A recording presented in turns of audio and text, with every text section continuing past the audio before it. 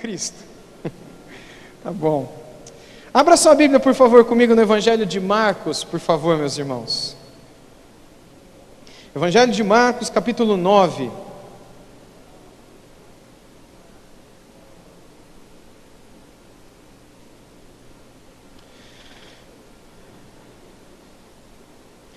Como seria, irmãos, se Deus nos desse a chance que Ele deu a alguns de seus servos no passado, de vermos o céu aberto e de vermos aqui na terra um pouquinho de como será no céu? Você já parou para pensar nisso?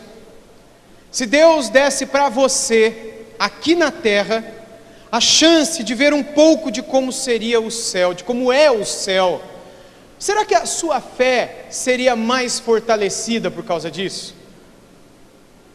Será que se Deus te desse a chance de ver o céu aberto, mas não para te recolher como Ele fez com Estevão, se Ele te desse a chance de ver o céu aberto como Ele fez com outros, como Ele vai fazer hoje à noite com a gente aqui na abertura da Bíblia, no texto que a gente vai ler, a gente vai ver gente que viu o céu aberto, mas se Ele desse essa chance para você, e você visse a glória, e você visse Abraão, você visse Moisés, você visse Pedro, você visse Davi, você visse outros homens e mulheres de Deus na glória celestial, de repente o céu se fechasse e no meio daquilo Deus falasse com você audivelmente, como eu estou falando com você, e aí de repente os céus se fechassem e você olhasse para as paredes e tudo estava normal, como é que seria a sua fé dali para frente? Será que a sua fé seria mais fortalecida? Será que nunca mais você trairia a Jesus? Será que nunca mais você rejeitaria a obediência e a santidade? Será que se víssemos o céu aberto, não precisaríamos mais das Escrituras para nos guiar e ensinar? Há muita gente no nosso meio cristão hoje em dia, pentecostal ou tradicional, católico ou protestante, no meio cristão de um modo geral, que ao terem experiências extraordinárias com Deus, já acreditam que a Bíblia não seja talvez tão necessária, porque eles tiveram uma experiência sobrenatural. A Bíblia agora é papinha para criança, agora eu tenho uma comida mais sólida, que na verdade não está mais na minha tigelinha de comidinha para bebê, que é a Bíblia, agora eu vejo o sobrenatural, eu ouço Deus falar. Ou seja, será que se Deus desse para você e para mim uma experiência dessa, você passaria a rejeitar a Sagrada Escritura, desconsiderando o valor dela para guiar e ensinar você?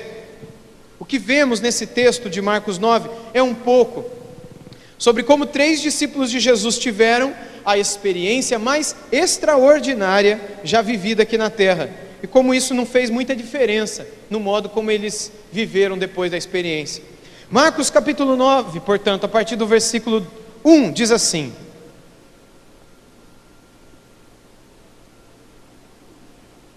a partir do verso 2, perdão. 6 dias depois, aliás, eu vou seguir conforme está na projeção de vocês, para ficar na mesma versão como eu fiz ontem. 6 dias depois, tomou Jesus consigo a Pedro, a Tiago e a João, e os levou a sós, em particular a um alto monte, e transfigurou-se diante deles. Suas vestes tornaram-se resplandecentes, em extremo brancas como a neve, tais como nenhum lavadeiro sobre a terra as poderia branquear. E apareceram-lhes Elias e Moisés, e falavam com Jesus. E Pedro, tomando a palavra, disse a Jesus: Mestre, bom é que nós estejamos aqui. Façamos 3 cabanas, uma para ti, outra para Moisés e outra para Elias, pois não sabia o que dizia, porque estavam assombrados. E desceu uma nuvem que os cobriu com a sua sombra, e saiu da nuvem uma voz que dizia: Este é o meu filho amado, a ele ouvi. Até o verso 13. E tendo olhado ao redor, ninguém mais viram, senão Jesus com eles. E descendo eles do monte, ordenou-lhes que a ninguém contassem o que tinham visto, até que o Filho do Homem ressuscitasse dos mortos. E eles retiveram o caso entre si, perguntando uns aos outros: que seria aquilo, ressuscitar dos mortos? E interrogaram-no, dizendo: por que dizem os escribas que é necessário que Elias venha primeiro? E respondendo ele, disse-lhes: em verdade, Elias virá primeiro, e todas as coisas restaurará, e como está escrito do Filho do Homem, que ele deva padecer muito e ser aviltado. Digo-vos, porém, que Elias já veio, e fizeram-lhe tudo o que quiseram, como dele está escrito. Apenas até aqui, meus irmãos. Eu gostaria de voltar, se o irmão puder me ajudar, desde o verso 2, e nós irmos caminhando expositivamente verso a verso. No verso 2 e 3 nós lemos assim: 6 dias depois, Jesus tomou consigo Pedro, Tiago e João, e os levou a sós em particular a um alto monte, e transfigurou-se diante deles, verso 3, e as suas vestes tornaram-se resplandecentes, em extremo brancas como a neve, tais como nenhum lavandeiro sobre a terra as poderia branquear, alvejar. Algumas coisas nos chamam a atenção nesse texto, meus irmãos. Mais uma vez, Jesus nos traz para a experiência que às vezes ele tinha com alguns discípulos em particular. Mais uma vez, Jesus chama Pedro, Tiago e João, 3 dos seus apóstolos, aqueles que eram mais chegados, mas agora para uma experiência extraordinária. Em outras ocasiões, Jesus, que tinha muitos discípulos, e desses muitos discípulos, Jesus escolheu 12 para andar mais perto, aos quais ele deu o nome de apóstolos, e desses 12, ele tinha alguns que caminhavam mais perto ainda. 3 deles, que eram Pedro, Tiago e João, e um deles, que era Pedro, que sempre estava mais perto do nosso Senhor. E nessa experiência que começa aqui em Marcos 9:2, Jesus chama mais uma vez os 3 para perto dele. E os 3 apóstolos, discípulos, que o acompanharam mais de perto, ao longo desses 3 anos e meio de ministério de Jesus na terra, estavam prestes a ver o céu aberto. Estavam prestes a ter a experiência mais extraordinária de suas vidas. Isso aconteceu 6 dias após Jesus ter estado em Cesareia de Filipe, onde Jesus falou da sua morte e da sua ressurreição. Pela primeira vez, aqui no texto a gente viu que ele fala de novo, e de novo os discípulos não entendem nada do que Jesus estava falando. Mais uma vez, naquela experiência, 6 dias antes, Jesus havia também falado da salvação, e que a salvação significa você negar a si mesmo, tomar a sua cruz e então segui-lo. Jesus deixa claro que salvação não tem nada a ver com crer nele. Isso pode parecer muito estranho para os evangélicos hoje em dia, não é? Porque muita gente fala, creia em Jesus e será salvo. A própria Bíblia diz isso. O problema é que as pessoas não acompanham o que a Bíblia também fala na sequência, como se simplesmente acreditar trouxesse salvação. Irmãos, a Bíblia diz que até o diabo acredita. Será que ele vai estar no céu com a gente louvando o Senhor também? Curiosamente, Jesus, quando pelas primeiras vezes anunciava o Evangelho da graça, ele dizia: se você quer ser meu discípulo, é óbvio, você tem que crer em mim, mas 3 passos te esperam. O primeiro deles é: negue a si mesmo. O segundo é: tome a sua cruz, morra para esse mundo. E o terceiro é: siga-me. Seguir é mais do que crer. Crer, nós podemos crer a qualquer momento, em qualquer um, mas seguir significa ir onde ele vai, falar como ele fala, olhar só para onde ele olha, andar só onde ele anda. Significa que a sua vida não é mais sua, porque agora se você quiser ir para lá, você não irá, porque você está seguindo a ele. É mais do que somente crer. Os irmãos entendem? É mais do que simplesmente acreditar. Eu acredito, embora nunca tenha visto, que a Dilma Rousseff existe. Alguém aqui já viu a Dilma Rousseff frente a frente? Levanta a mão. Ninguém, aqui uma pessoa, duas pessoas viram. Ela existe, mas eu acredito que ela existe, eu acredito, mas eu nunca vi. Eu acredito por quê? Porque pelas revistas, pela imagem na televisão, enfim, pelas propagandas no jornal, na internet, apareceu a foto de alguém e o nome de alguém, e foi feita uma propaganda em cima daquela pessoa. Então eu acredito nela, eu acredito que ela exista, eu acredito na existência dessa pessoa, como também eu acredito na existência de Michel Temer, mas eu também nunca vi ele na minha vida. Nunca vi. Há muitas pessoas que acreditam em Deus dessa maneira. Eles acreditam que Deus existe, mas eles nunca tiveram um contato pessoal com o Senhor. Eles nunca viram em intimidade, em arrependimento, em fé, sentindo a presença, sendo habitados pelo Espírito Santo. Não, eles acreditam, porque eles ouviram falar, e eles acham que Ele existe, então eles creem, mas eles não estão seguindo. É como os dois irmãos aqui que viram um dia a Dilma Rousseff, mas não estão seguindo a Dilma por onde ela vai. Eles são seguidores de Jesus. Assim, Jesus queria que os seus discípulos não só acreditassem que Ele era bom, que Ele era poderoso, que Ele multiplicava pães e peixes, curava leprosos, ressuscitava mortos, mas Jesus queria que as pessoas seguissem Ele. Ser cristão significa você seguir Jesus, você olhar, andar, falar, pensar, viver, conforme o nosso Salvador viveu. Foi lá em Cesareia de Filipe que Ele disse isso, e estava todo mundo lá, naquela mesma região. Portanto, 6 dias depois, Jesus, que era seguido por uma grande multidão, deixa a multidão, deixa os 12 apóstolos, chama o Pedro, o Tiago e o João, vem cá, para mais perto de si. Cesareia de Filipe, irmãos, ficava no norte, bem no norte de Israel.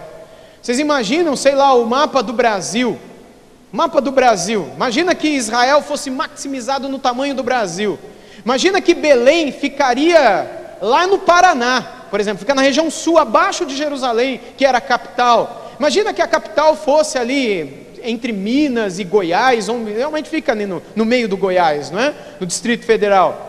Então você imagina que Belém fica um pouquinho mais ao sul, e você imagina que Cesareia de Filipe fica em Fortaleza, ou talvez mais alto ainda, em Belém, ou talvez lá em Macapá, ou em Boa Vista, em Roraima. Cesareia de Filipe ficava lá no norte de Israel. Eles estavam já no sopé do Monte Hermon, onde nascia das cordilheiras ou do gelo que fica no alto do Hermon, o Rio Jordão. O Rio Jordão nasce do orvalho do Hermon e nasce também desse gelo que se derrete e que desce na planilha do Jordão e banha toda aquela região até chegar no Mar Morto, lá para baixo de Jerusalém. Quilômetros e quilômetros de percurso, não é, do Rio Jordão. Jesus está lá no norte, perto da nascente do Rio Jordão. Ele chama os 3 para mais perto de si, e você está vendo a cena. Eles sobem um monte. Segundo os estudiosos, só tem um monte famoso e alto o suficiente para ser escalado ou subido naquela região, que seria o tal do Monte Hermon, local provável de onde eles estavam e onde eles subiram. E então, quando eles estão ali, naquele provável lugar da transfiguração, Jesus é transfigurado. A transfiguração demonstra, acima de tudo, que Cristo e somente Cristo é Deus. Ele é divino, Ele é homem também, totalmente homem, 100% homem, mas também é totalmente Deus, 100% Deus. Na teologia nós chamamos isso de união hipostática, ou união das duas naturezas de Jesus, a natureza divina e a natureza humana. Então Jesus não era 50% homem e 50% Deus, tipo meio homem e meio Deus, sabe? Ele era todo homem e todo Deus. Você é 100% ser humano, Jesus era 100% ser humano igual você. E ao mesmo tempo Ele era 100% Deus igual a Deus. Aí você fala, mas como? E eu te respondo, não tenho a menor ideia. Porque não dá para entender, foge a nossa capacidade humana compreender aquilo que não faz parte da nossa natureza, é sobrenatural para nós, não é ordinário, não é uma coisa que a gente vê na ordem do dia a dia, é extraordinário. Ali ele vê Jesus transfigurado, e essa foi uma espécie de pré-visualização de como seria Jesus ressuscitado, embora nem todas as vezes que Ele apareceu na ressurreição, Ele apareceu dessa forma. E a palavra grega que é usada aqui para transfiguração, significa que a aparência de Jesus foi totalmente transformada, ou seja, já não era mais Jesus que estava ali. É a palavra metanoia, metanoia é completamente outra, totalmente transformada. A aparência de Jesus naquela ocasião foi totalmente outra, talvez como será a aparência dele na glória. E ali os 3 discípulos, pela primeira vez, viram aquilo na vida e ficaram impressionados. A forma como as vestes de Jesus resplandeciam no versículo 3, não é? Como a veste dele aparecia branca, como nenhum lavandeiro nessa terra poderia alvejar ou branquear.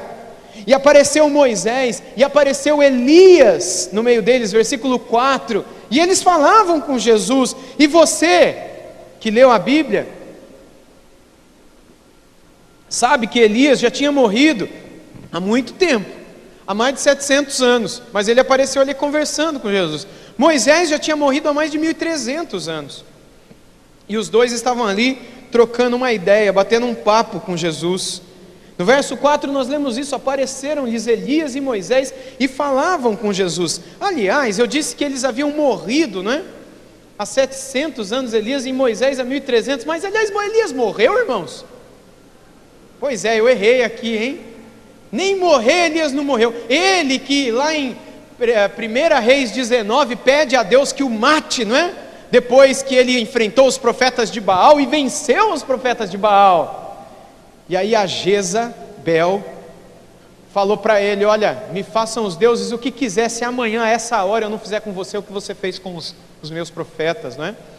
E aí então, ele que não teve medo daqueles centenas de profetas de Baal, ele fica com medo de uma mulher, e ele fica morrendo de medo, ele foge para o deserto, e ali ele pede a Deus que o matasse, e Deus fala algumas coisas, dá algumas orientações. Pouco tempo depois ele é arrebatado no meio de um redemoinho de fogo, uma espécie de furacão de fogo, e ele é levado à glória. Enfim, meus irmãos, e Moisés? Muita gente fala que Moisés morreu, mas o fato é que ninguém sabe onde o corpo esteve, ou onde o corpo foi enterrado. O próprio livro de Deuteronômio diz isso. E há até uma história lá em Judas, capítulo único, não é?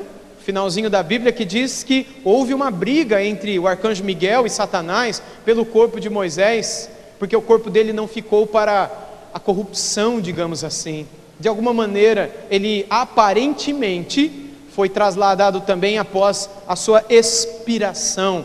Como foi isso a gente não sabe, mas muitos reputam esses 2 homens como 2 homens que não morreram na Bíblia, ou não passaram pela experiência de morte como você e eu passamos. Ou seja, morreu, enterrou, o bicho comeu, acabou. Eles não passaram por isso. Aparentemente a experiência deles foi totalmente diferente. Ambos tiveram encontros com Deus na montanha. E agora numa montanha eles aparecem para conversar com Jesus. Uma vez Moisés subiu na montanha, lá em Êxodo 19, e Deus deu os mandamentos. No 20, Êxodo 20, Deus deu os 10 mandamentos para ele.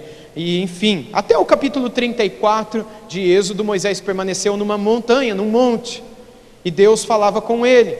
E lá em 1 Reis 19, como eu citei há pouco, o próprio Elias também, antes de enfrentar os profetas de Baal, também no monte falou com Deus, ouviu a Deus, e depois também no monte enfrentou os profetas e viu a presença e o poder de Deus. Há quem diga que em ambos os casos, quem apareceu para Moisés e Elias foi o próprio Senhor Jesus. Na teologia bíblica, a gente chama isso de cristofania, que seria uma espécie de aparição de Jesus no Antigo Testamento. Deus no Antigo Testamento, Deus Filho no Antigo Testamento, em contato com o povo de Israel. Muitos estudiosos, muitos comentaristas, pesquisadores bíblicos do Antigo Testamento têm chegado a essa conclusão. Era Deus ali com eles falando. Curiosamente, Moisés e Elias, que conversaram com Deus no monte, agora estão no monte conversando com Deus Filho. Ambos representavam a lei e os profetas. Moisés muitas vezes é aquele que representa toda a lei, todas as leis, ou seja, o Pentateuco, a Torá, os 5 primeiros livros da Bíblia. E Elias, como sendo o maior profeta do Antigo Testamento, sempre representou para os judeus e também para os cristãos na história do cristianismo, os profetas, ou a figura de talvez o maior de todos os profetas do Antigo Testamento.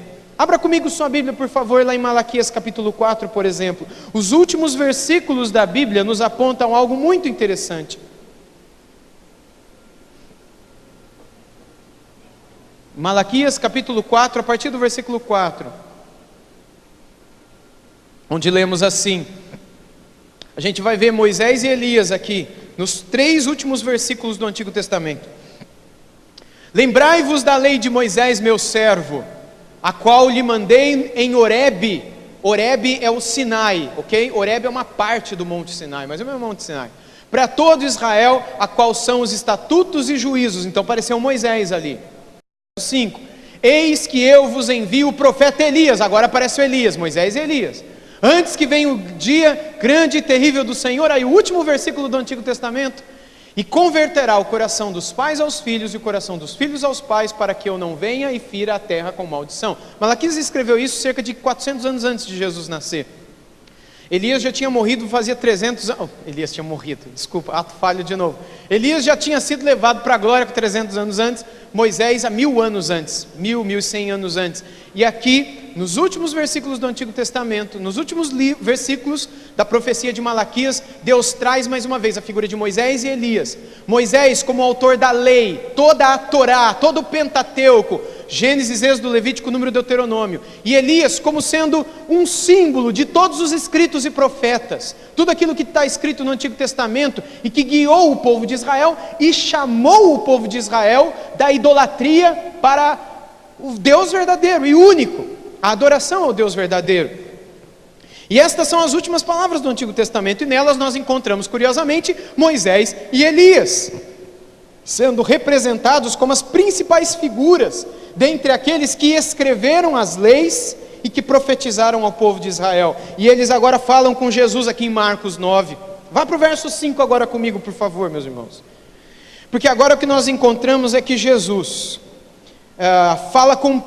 falando com... A gente não sabe que conversa foi essa. Você consegue imaginar o que Elias e Moisés falaram com Jesus ali? Eu não faço a menor ideia.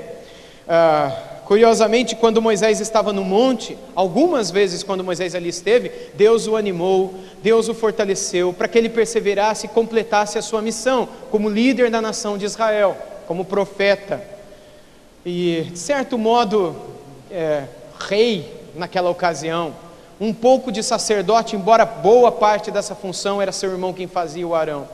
Agora o que nós encontramos aqui, do outro lado, é Elias. Quando Elias sobe ao monte, a mesma coisa, Deus está ali no monte, fortalecendo Elias. Elias, você acha que você é o único e que todos os outros profetas morreram? Quando Elias subiu no monte, Deus também o animou. Fica firme, vai, eu estou com você, continua a tua missão. O que agora Moisés e Elias estão falando com Jesus no monte? A gente não sabe. Talvez estivessem ali animando, fortalecendo ou adorando. O que eles fizeram diante de Jesus, nós não sabemos. Mas o fato é que o Pedro, o Tiago e o João estavam ali só para ver o que estava acontecendo. Mas Pedro, que não segurava a si mesmo e não se continha, queria entrar na conversa, e ele começa a falar com Moisés e com Elias. Olha só que interessante no verso 5. E Pedro, tomando a palavra, disse a Jesus: Mestre, bom estarmos aqui louvando a Deus. Lembra aquela música? Baseado aí. Bom é que nós estejamos aqui, façamos 3 cabanas, uma para ti, outra para Moisés e a outra para Elias. É interessante isso. No verso 6 nós lemos o seguinte: pois não sabia o que dizia, porque estavam assombrados. O próprio texto diz que Pedro não sabia o que dizer, e por isso ele disse o que disse, provavelmente querendo entrar na conversa, que não era com ele. Você já tentou fazer isso? Sabe, os outros estão conversando ali, você quer entrar na conversa, que não tem nada a ver com ele, ninguém te chamou na conversa. Pedro queria entrar na conversa. Poxa, que outra oportunidade ele teria de trocar uma ideia com Abraão, não, com Moisés, com Elias, junto com Jesus. Moisés e Elias, e nem mesmo Jesus responderam ao que Pedro disse. Ninguém falou nada, talvez olharam, não responderam, mas Deus, que apareceu em forma de uma nuvem, ele respondeu e disse o que segue: e desceu uma nuvem que os cobriu com a sua sombra, e saiu da nuvem uma voz que dizia... Aqui veio a resposta para o Pedro: este é o meu filho amado, a ele ouvi. Interessante que isso não aparece só aqui, mas por ocasião do batismo de Jesus em Marcos 1, a mesma voz aparece do mesmo céu, dentre as nuvens, mas agora uma pomba descendo o Espírito descendo em forma de pomba e a voz mais uma vez: esse é o meu Filho amado, em quem eu tenho todo o meu prazer, ou em quem me comprazo. Agora, no capítulo 9 também do Evangelho de Marcos, a mesma voz: este é o meu Filho amado, a ele ouvi. Quando Pedro sugere essas 3 cabanas, ou essas 3 tendas, é muito provável, irmãos, que tenha passado pela cabeça dele a festa das cabanas. Eles, inclusive, naqueles dias comemoravam a festa Sukkot, a festa dos Sukkot, como os judeus a chamam, a festa das cabanas, que é uma das 3 grandes festas judaicas. Tem outras festas que os judeus comemoravam, mas existiam 3 que eram as principais e que os judeus tinham que respeitar anualmente. Sukkot era uma delas, festa das cabanas ou festa dos tabernáculos. E era uma festa que os judeus comemoravam e comemoram até hoje, no dia 15 de Tishri. 15 de Tishri, mês judeu lá de Tishri, não é? No nosso calendário cai sempre em outubro. Eu fui pesquisar, esse ano vai cair no dia 5 de outubro, uma quinta-feira. Alguém aqui faz aniversário em 5 de outubro? Ninguém faz aniversário em 5 de outubro. 5 de outubro é o dia da festa das cabanas, esse ano para os judeus. Ela é uma das 3 Shalosh Regalim, como os judeus chamam, que são as grandes festas, as 3 grandes festas, não é? A festa da Páscoa, a festa das cabanas e a festa das colheitas, ou das primícias. São as 3 grandes peregrinações. Meus irmãos, atualmente, só para você ter uma noção de como essa festa das cabanas é importante, esse ano Israel espera reunir cerca de 50 a 100 mil pessoas na frente do Muro das Lamentações, aquela parede que é o que sobrou do templo de Israel, lá em Jerusalém, para comemorar a festa ali na frente do Muro das Lamentações. Pedro, quando ele diz o que está em Marcos 9:5, provavelmente ele tinha isso em mente: é bom estar aqui, vamos fazer 3 tendas, 3 cabanas. Essa festa comemorava a libertação, comemorava o tempo em que Israel viveu em cabanas, em tendas, no deserto, depois do êxodo, durante o êxodo. E estas tendas simbolizavam um abrigo, simbolizavam o cuidado de Deus, simbolizavam a segurança que eles sentiam na presença de Deus. O Deus que cuida de noite com a coluna de fogo, o Deus que cuida de dia com aquela nuvem que os guia pelo deserto dessa vida. Agora eles estão ali diante de Moisés, que viu as cabanas e viveu nelas na prática, Elias, que respeitou essa festa no tempo em que ele viveu, e o próprio Jesus. Mas Jesus não dá nem bola para o que ele está falando, nem ouve nada. E então, quando a voz é ouvida das nuvens, ela reafirma o que Pedro havia também dito sobre o Messias poucos dias antes, cerca de 6 dias antes: tu és o Cristo, o Filho do Deus vivo. E agora Deus diz a mesma coisa do céu. E algo curioso é que Deus havia se encontrado com Moisés e com Elias em 2 montes quando eles eram vivos.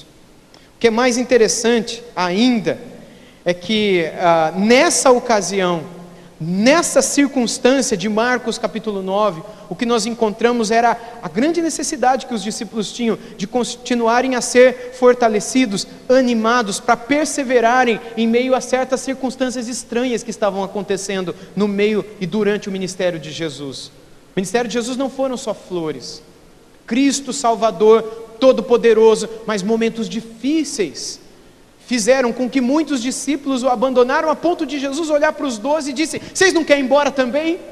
E Pedro dizer para eles: para onde iremos nós? Só tu tens as palavras da vida eterna. Nos versos que se seguem, verso 9 e 10 de Marcos 9, nós lemos assim: ao descerem do monte, ordenou-lhes Jesus que não divulgassem as coisas que tinham visto, até o dia em que o Filho do Homem ressuscitasse dentre os mortos. Verso 10: e eles retiveram o caso dentre si, perguntando uns aos outros: o que seria aquilo, ressuscitar dentre os mortos? Irmãos, eles até sabiam o que era ressurreição, mas eles não faziam sentido para eles Jesus dizer que morreria e ressuscitaria, porque para eles, como para muitos outros, Cristo não morreria antes de restaurar o reino de Israel, antes de libertar Israel do domínio dos romanos. Era isso que eles esperavam: quando o Messias chegar, ele vai nos livrar dos romanos. Mas o que o pedido de Jesus significava era que a glória de Jesus seria revelada a todos após a sua ressurreição. E eles vieram a entender bem isso somente quando ela aconteceu. E o texto termina com uma pergunta dos 3 apóstolos, versos 11 a 13. E interrogaram-no dizendo: por que dizem os escribas que é necessário que Elias venha primeiro? E respondendo ele, disse-lhes: em verdade, Elias virá primeiro e todas as coisas restaurará. E como está escrito do Filho do Homem, que ele deva padecer muito e ser aviltado. Digo-vos, porém, Elias já veio, e fizeram-lhe tudo o que quiseram, como dele está escrito. Essa expressão de Jesus no versículo 12, principalmente, Elias vindo, restaurará todas as coisas, aparece no Antigo Testamento. Aparece nos escritos também judaicos do Antigo Testamento, chamados de deuterocanônicos ou apócrifos. Às vezes a gente chama de apócrifos, não é? Que são livros não inspirados, por isso que não estão na Bíblia, mas que os judeus liam, escreviam e compartilhavam. E a Igreja Católica Apostólica Romana, nas Bíblias que elas imprimem, elas fazem questão de colocar os apócrifos ali. Vocês já viram? Esses livros, né? Tobias, Judite, Sabedoria, Eclesiástico, Baruque, Macabeus, enfim. Esse trecho que Jesus diz, quando Elias vier, ele restaurará todas as coisas, não aparece no Antigo Testamento, mas aparece em Eclesiástico, que diz justamente isso, que um dia, conforme a profecia, que Malaquias já havia trazido, de que Elias voltaria, Eclesiástico, que a gente não sabe quem escreveu, diz que seria dessa maneira, e curiosamente Jesus cita um deuterocanônico aqui nessa porção. Quem foi Elias citado por Jesus aqui? Quem?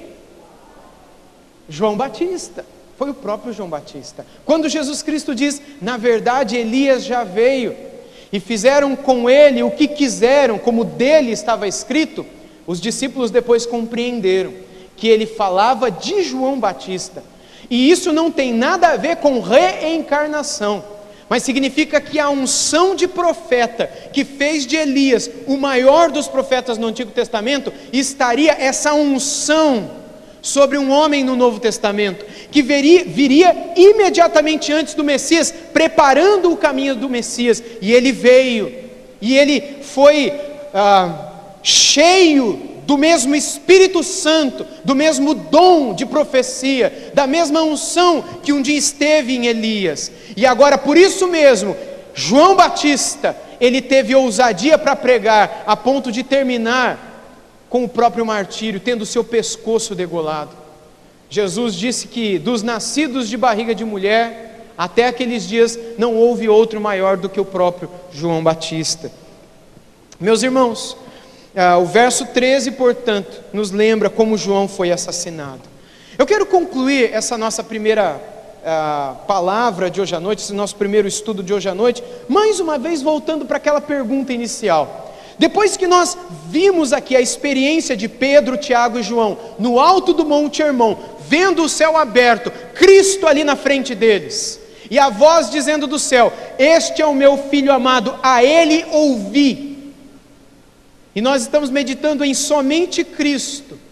Eu quero que você pense comigo no seguinte: se hoje Deus te desse a chance de ver o céu aberto, e de repente você visse Moisés, Elias e Jesus, e uma voz do alto dos céus falasse com você, e depois tudo se fechasse, e você viesse para a igreja falar com o seu pastor, como é que seria a sua vida depois daquilo? Sua fé seria mais forte? Você seria mais santo? Será que se você tivesse visto o céu aberto, você não precisaria mais de Bíblia, porque agora você viu o próprio Cristo? O que a gente vê nesse texto, meus irmãos, é um pouco sobre como 3 discípulos, 3 apóstolos de Jesus, tiveram a experiência mais fantástica que cristãos já tiveram na história da humanidade, nem só do cristianismo, nesse mundo, e que isso não fez muita diferença no modo como eles continuaram a viver. Pelo contrário, a própria visão que eles tiveram apontou para onde? para a lei e para os profetas, ali representados por Moisés e por Elias, e para o Cristo que está revelado na lei e nos profetas, profetizado e esperado em todo o Antigo Testamento.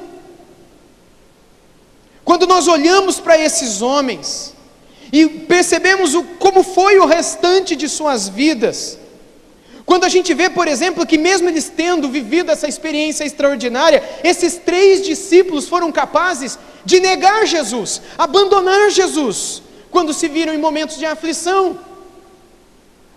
Aquele que mais, talvez, agiu traiçoeiramente foi o próprio Pedro, que foi aquele que curiosamente quis entrar na conversa.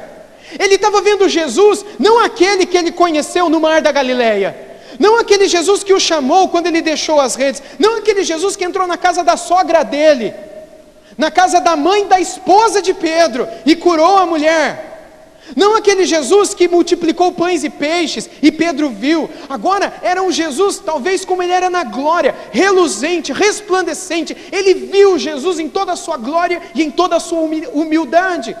Ele viu Jesus falando como Jesus fala na glória, e viu Jesus falando como ele fala com a humanidade. Quando Jesus é preso, Pedro vai atrás.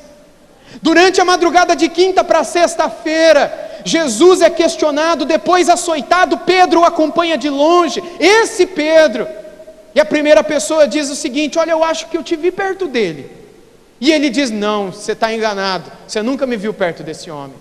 Passam-se alguns minutos, outro chega e diz: não, eu te vi perto dele sim, eu acho que você o acompanha, você se parece com um dos dele. E ele fala: não, eu nunca vi esse homem, você está enganado. Passam-se algumas horas, já era perto do amanhecer, do nascer do sol, e aí então ele procura uma fogueira para se esquentar, e uma senhora se coloca do lado dele e diz: você é um dos deles, porque o seu jeito de falar te entrega, o seu sotaque é como os deles, você é da Galileia. E ele diz: você está louca, mulher, eu nunca vi esse homem na minha frente. E aí o que acontece? O galo canta, Pedro se lembra, e Jesus lá no meio apanhando, olha para Pedro. Você imagina esse olhar? Pedro, você nunca viu esse homem? Você tem noção do que Pedro fez? Pedro, que viu Jesus em toda a sua glória, diz para a mulher: eu nunca vi esse cara na minha frente. Você está louca, mulher? Jesus olha para ele, o coração de Pedro se quebra, e ele sai correndo como uma criança, morrendo de medo. Ele não se suicida como Judas fez, mas ele some para nunca mais ser achado por Jesus, até que o próprio Jesus aparece para ele. Depois da ressurreição, Pedro está pescando, irmãos, e é aquela ocasião quando Jesus chega para ele e diz: Pedro, você me ama? Isso foi só depois da cruz. Pedro não viu a crucificação, Pedro não viu a ressurreição. Pedro somente foi ver Jesus quando o mesmo chegou a ele e disse: 3 vezes você me ama, 4 vezes você me ama, você me ama, você me ama. E depois de responder com sim, eu te amo, tu sabes todas as coisas, Jesus disse: então cuida das minhas ovelhas, apacenta as minhas ovelhas.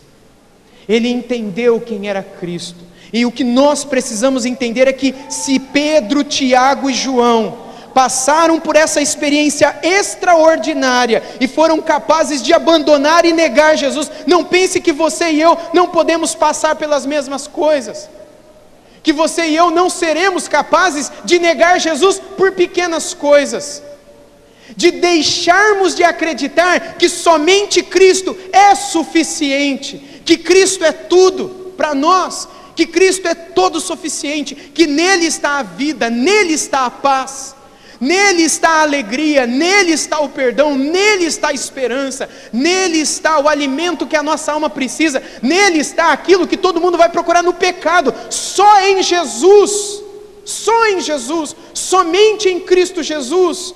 mas mesmo que nós tenhamos a experiência de nos encontrarmos com Cristo, que nós não nos esqueçamos daquilo que Deus ensinou para eles no Monte Hermon, no Monte da Transfiguração, que nós precisamos de Moisés e Elias, nós precisamos da palavra, nós precisamos da lei e dos profetas, nós precisamos das Escrituras para continuarem a nos guiar ao longo dessa vida. Você tem uma experiência com Deus e acha, não, está tudo bem, me basta a experiência, eu não preciso estudar. A letra mata, o Espírito vivifica, então deixa eu correr atrás de experiência. Cuidado!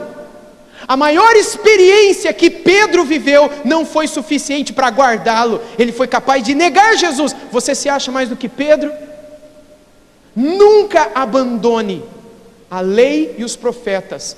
O que Moisés e Elias escreveram, nunca abandone a palavra, que é o verbo de Deus revelado, assim como você também nunca deve abandonar o verbo de Deus, que um dia se encarnou e viveu entre nós, e vimos a sua glória como a glória do unigênito do Pai. O que sustentou esses homens, após o Monte das Transfigurações e todas as aflições, não foi aquela experiência no Monte Hermon. O que os sustentou foi o Espírito Santo, aquilo que ele revelou sobre Jesus e o Pai através das Escrituras, e que eles acabaram sendo usados também para terminar de escrever. Assim é conosco hoje também. Não acredite que as respostas de oração são suficientes para manter a sua fé. Você precisa de Jesus e das palavras de Jesus.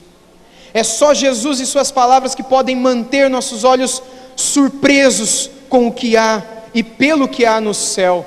A verdadeira janela para o céu é Jesus e a sua palavra, e não nossas experiências. Somente nas Escrituras, que nos revelam Cristo somente, o nosso coração encontrará alegria e prazer celestiais, os quais não podem ser encontrados em nenhum outro lugar nesse mundo, somente em Jesus.